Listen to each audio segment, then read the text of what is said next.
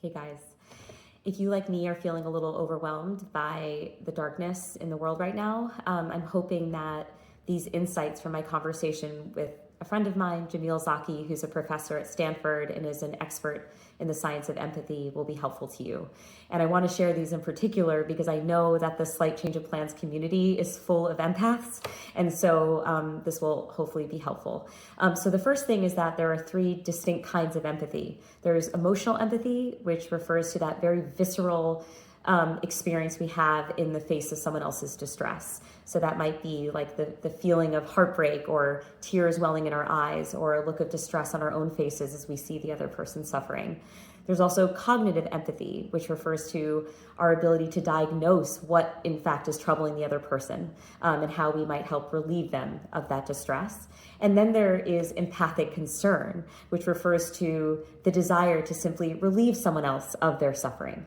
And what's so interesting is that these three types of empathy don't actually correlate that strongly within any given person. So you might be really high on the emotional empathy scale, but not that high on the cognitive empathy scale. So you're really good at feeling another person's pain, but maybe less good at diagnosing what's troubling them, or vice versa. It's kind of akin to love languages, right? In the same way that we have different ways of expressing our affection for others, we also have different ways of expressing our empathy for others. And so if you find that someone's not having exactly the same kind of empathetic response as you're having, no need to feel alienated. They might just be expressing their empathy through a different means.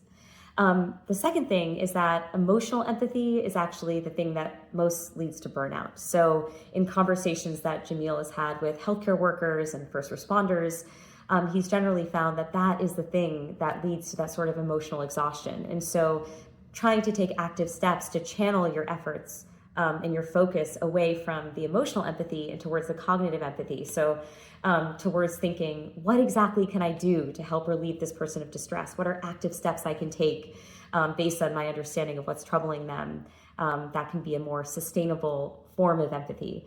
And the reason I love that insight is that it's not saying that we should do away with empathy altogether, right? One risk that we face right now is just to stop feeling and caring about other people because it's too overwhelming and it's too much of a threat to our mental health. And so I love Jamil's idea, which is to actually just shift the spotlight towards a different form of empathy that is a little bit more sustainable. Anyway, hopefully this helps you. Take care, guys.